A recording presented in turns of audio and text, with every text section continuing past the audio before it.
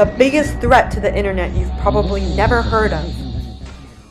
The TPP is the Trans-Pacific Partnership Agreement. TPP is a trade agreement being negotiated between more than 12 countries around the Pacific region. It has more than 26 chapters, and it covers a broad spectrum of issues, from trade of dairy, meat, textiles, and automobiles, to financial regulation, to labor regulations, and more.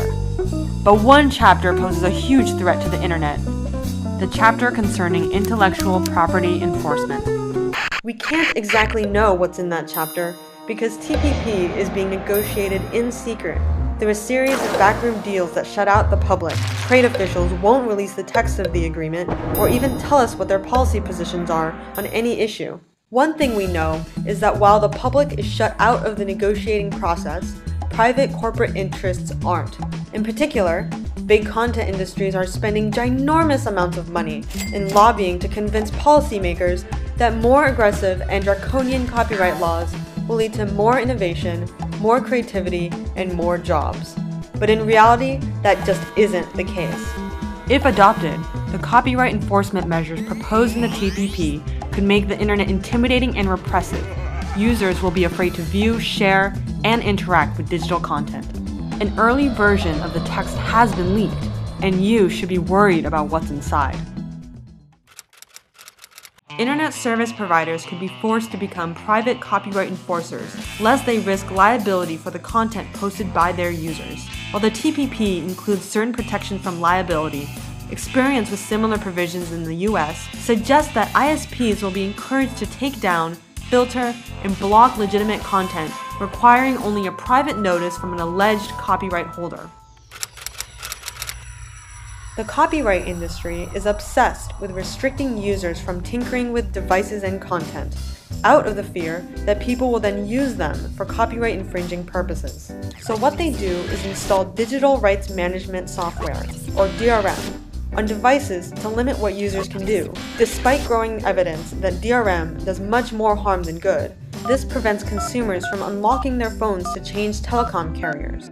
Artists, like documentary filmmakers, who break encryption on a DVD or sample online streaming videos could face legal threats, even if the videos they create are legal. People with visual or reading disabilities can be prevented from changing the format of books and movies to make them more accessible. Not only that, DRM, backed by the full force of the law, can be used to stifle competition. For example, a company can block unauthorized software or content from working with their devices just by enabling DRM. Corporations claim that DRM is necessary to fight copyright infringement online and keep consumers safe from viruses. But there's no evidence that DRM does much to combat either of those things. Fans should not be treated like criminals, and companies should not get an automatic veto over user creativity, choice, and innovation.